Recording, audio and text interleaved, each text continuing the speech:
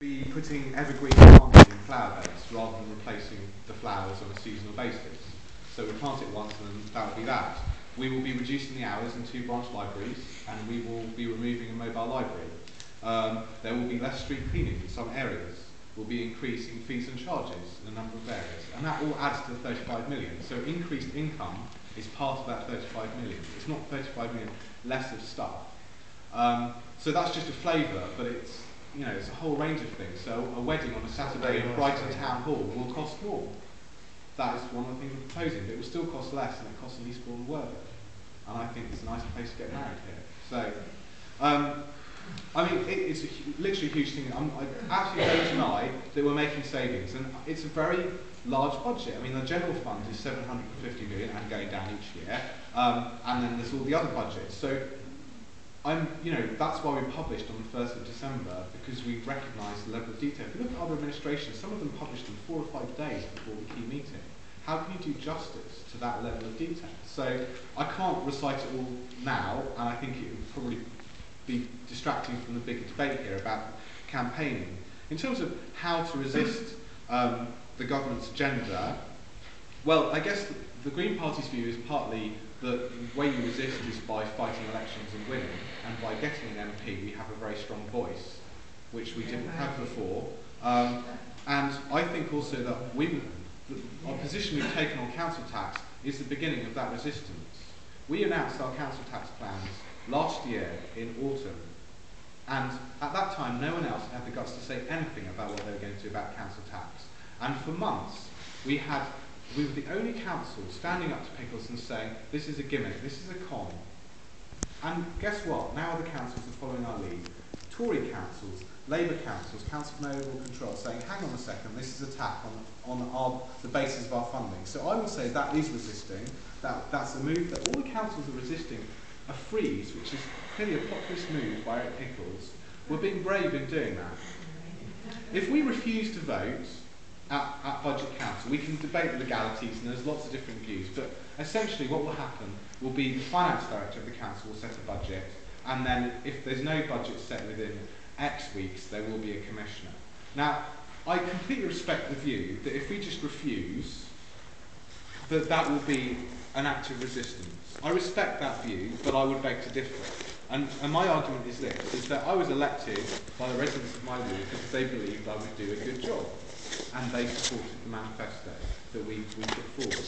And that I have a duty to make the best of the situation, no matter how bad or good. I'm not a fair weather politician. No matter how bad or good, I should try and make the best of the situation. Because if I resign, because that's effectively what they'll be doing if I refuse to vote, I'll be saying, hang on, I'm not running this anymore, I don't like it. Someone else is going to do it who I disagree with fundamentally.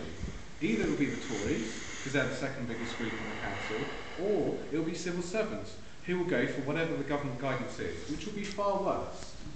You can say it's a matter of degree, but my personal belief is that the Green budget is significantly better and does significantly less harm to people in this city and services than any other budget that could be set by the others or by civil servants.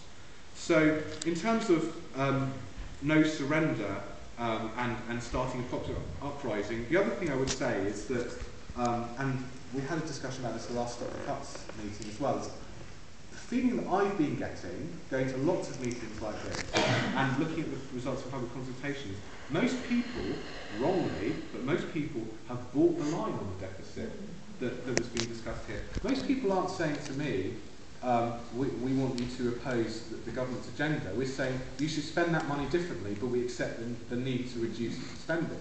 That's the first thing people say to me. I accept the need that you need to reduce spending, but why are you doing it this way?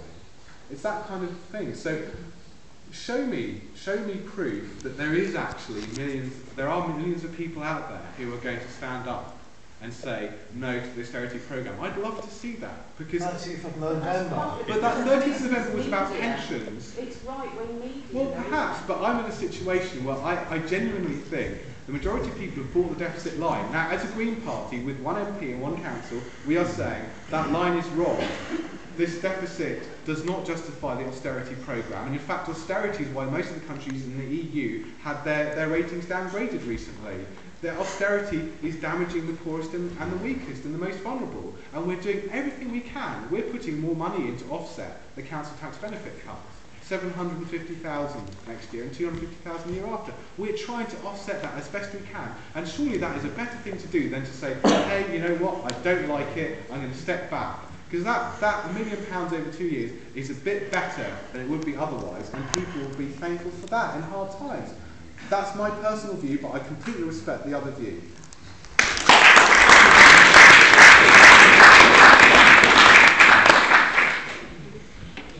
Yeah, just to respond to the question that was asked, I mean, we've been told in these proposals there are 120 jobs or 120 posts.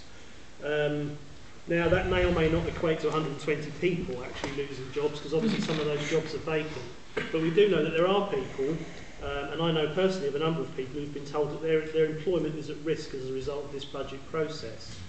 And Brighton and Hove UNISON has always held the position that we will not stand by and let anybody, any of our members, lose their job if they wish to stay in the employment of the council. We will not stand by and let that happen. And that remains our policy, and we will take whatever action we need to take to stop that from happening. I mean, I think just a couple of other points in response to what Jason has just said. I think, first of all, I don't know that anybody is suggesting that the Greens should just say no and not do anything, because that just looks like you're taking your ball home or whatever. I think what people are saying is that the Greens need to be setting a budget based on what the people of Brighton and Hove actually need, and they need to be campaigning around that budget. They need to be proposing that rather than just opposing for the sake of it. I don't think anybody's suggesting they should do the latter. They should actually propose a budget based on what the people of Brighton and Hove actually need to maintain services. And I am concerned because I'm seeing, £17 million this year, £18 million next year, and I'm kind of thinking, is that really all going to be met through one mobile library and some more irregular planting of bulbs? And with the greatest respect, I don't see that happening. I don't see those measures being sufficient. And I still don't think the Greens are being totally honest about what these cuts actually mean, both this year and also next year, when they're just as bad again. The other thing I wanted to just quickly mention, and Jason did allude to it, from next year, or from April 2013, there is going to be a huge cut in council tax benefit. They're going to basically cut the amount of money councils can spend on council tax benefit by 10%. And they're going to forbid councils to spend more than the budget, effectively.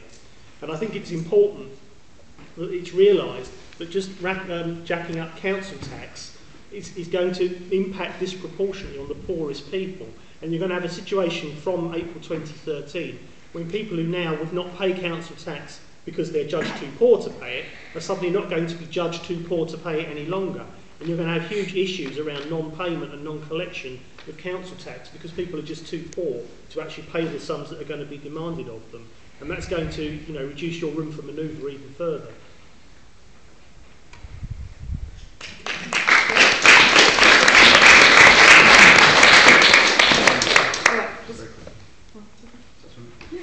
Yeah, I mean, just very quickly, a couple of things Jason said. The strong voice in Parliament, I think to use his term, yes, but where is that voice speaking about the cuts via the council to Brighton and Hove? If Caroline Lucas is there and Caroline Lucas has got that position, then that can be used to mobilise people, and that's really, I suppose, the point. When Jason says we're in the mood against cuts, it's not just a case that this is just something that's always going to be the case. If people are elected to position of leadership, there is a responsibility to campaign to help create that mood. We are faced by three major parties that have sold the line we have to make these cuts. We need any elected representatives, any trade union, representatives at every level to be making the argument we don't need to be doing it, and not just making those arguments, but actually trying to mobilise people in opposition. I don't massively want to get into the council tax debate. I don't think council tax should be raised, but I certainly wouldn't want to position myself with the Tories and Labour, who frankly seem to be doing it, operating just to attack the Green Party with no concern for the services left behind. But raising council tax isn't resistance. You know, we would still have a poll tax if there wasn't for real resistance, which was people being willing to take a stand and refuse to pay. People went to prison for that. You know, resistance can win. The only sure sign of failure is to not do anything.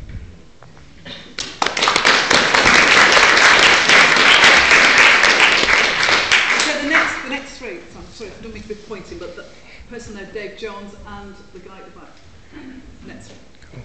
Well, my name's John. I'm a member of the Brighton Hove Socialist Party, and I mean I did find it, you know, frankly bizarre because it was the budget proposals that were put out was one day after, as the person well he spoke, but he's gone now, said, you know, one day after the November 30th strike action, and there was some question and answer notes that were put out with that as well. Point number 10 took up this question of, can councillors actually fight the cuts? What kind of strategy can they put forward? And the first point in that was, these are not the defiant 1980s.